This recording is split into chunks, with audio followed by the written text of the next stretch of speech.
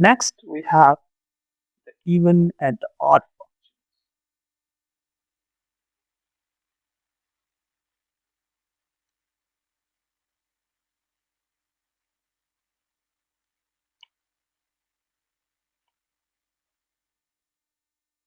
For even functions, if you substitute a negative I as an input, you'll still get the same answer as if you have substituted x instead of negative x. For example, x squared.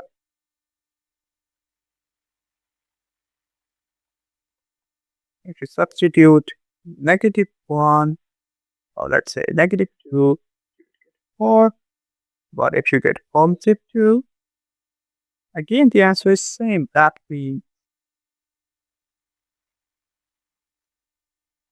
they both are equal to each other.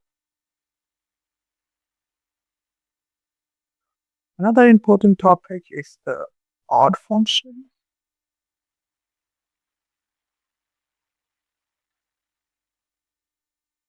So as the name suggests, they're a bit odd as compared to the even function. What happens is if you substitute a negative input, the negative comes out and the value function remains as it is.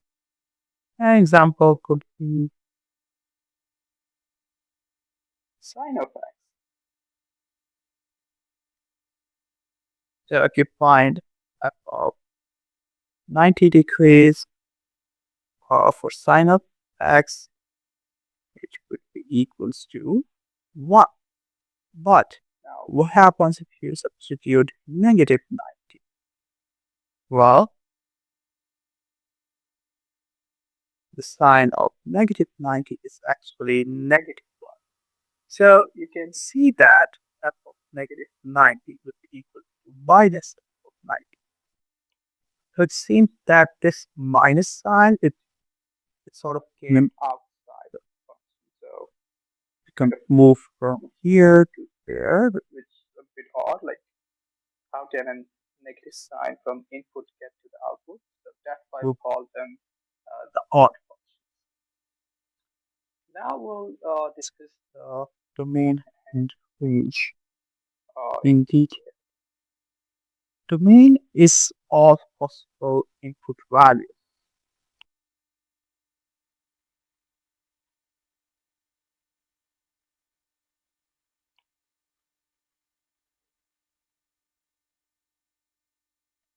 And there are some rules which break the domain.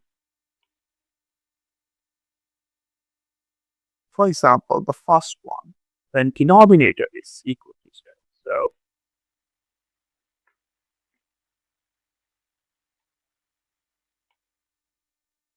the condition that the denominator cannot be equal to 0 happens when the domain breaks. So if denominator is 0, that input is not allowed. For example,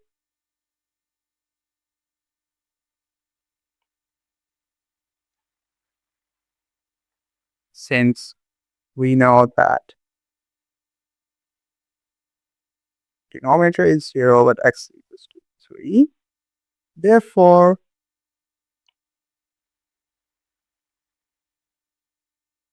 domain is all real numbers except 3. So you can see the domain broke actually because of this rule.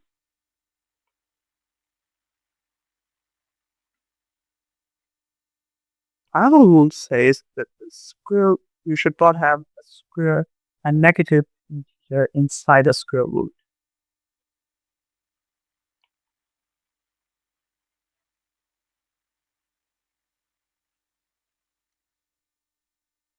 And this rule is not only limited to square roots, but it extends to all the even roots, the root 4, root 6, and so on. So we'll say the root of t. And for the odd roots, it's fine. You can have negative values inside.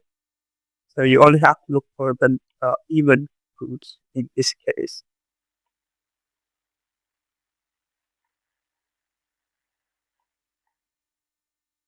So the x minus 2 should be should not be negative values, they should be positive. So greater than or equals to 0, you add 2 on both sides, and you get x should be greater than or equals to 2. Hence, the domain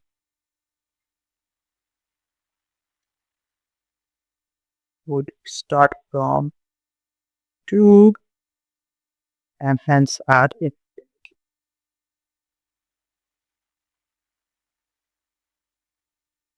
So this square bracket, it tells you that the endpoint is also included. So x can be equals to 2 or higher.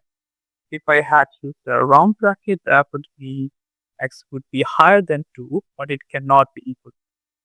Since that is not the case, I'll use a square bracket for this.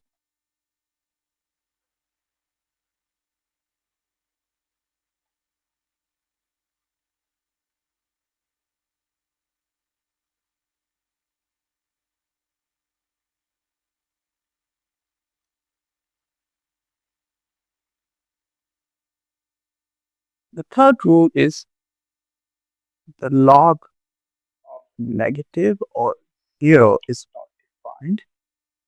So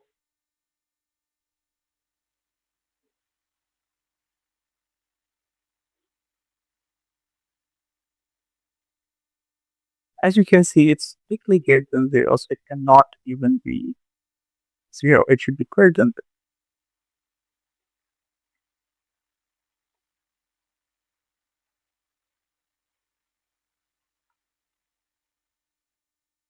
Since it's a log,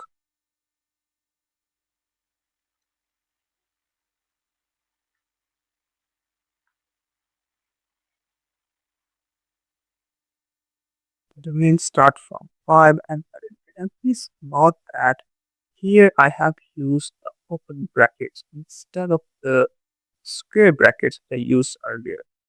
The reason behind that is x cannot be equals to the 5. So the endpoint is excluded. That's why we have a round bracket here.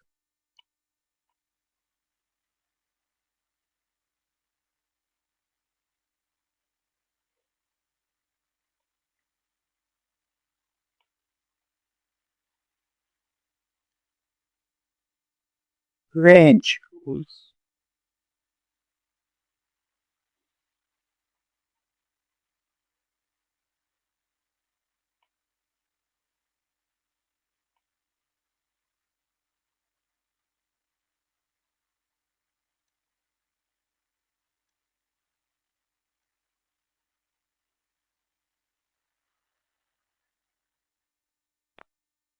Range starts at some minimum value.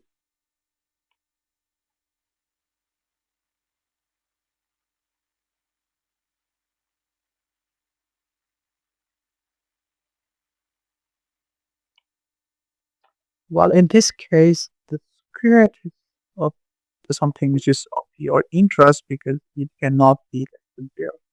Even if you have a negative number, the negative one whole square would again be a positive number. So the minimum value you can get here for this number is 0.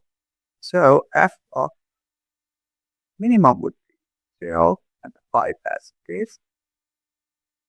And hence the domain of the range would be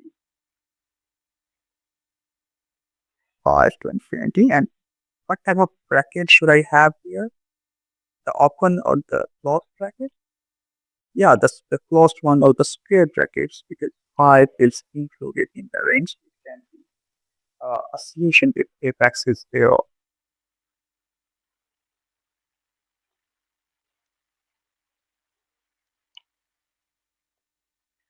Similarly, if quadratic is downward, which means you have a negative with as a coefficient of highest degree, well, in that case, you have a maximum value because quadratic is downward. So you will have a max ceiling. And in order to find that, you have to find the max value. Negative x square, since that is also the 0 because negative 1 and negative 2 are smaller than 0. Hence, in that case,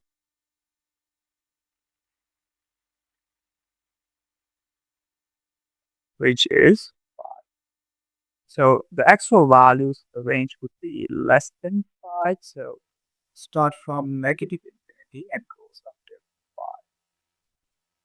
Please note that if x squared was 1 or 2, for example, if x squared is 1, you can get a less value. So the 5 is the max ceiling here.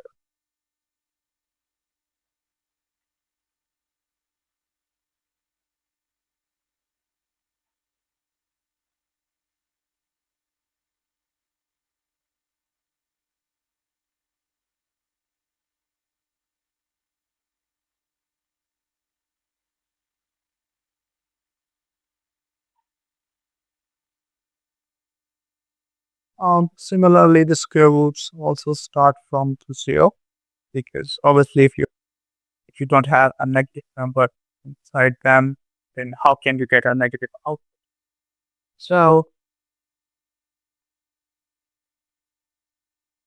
that means the answer would be start from 0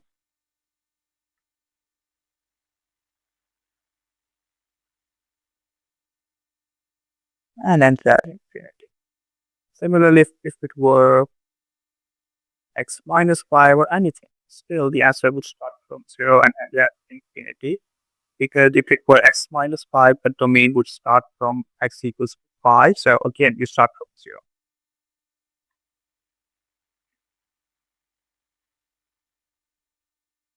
And the same for absolute value. You don't have to look at the function even if it's only the absolute. So anything inside the absolute, you will get the same range that is from 0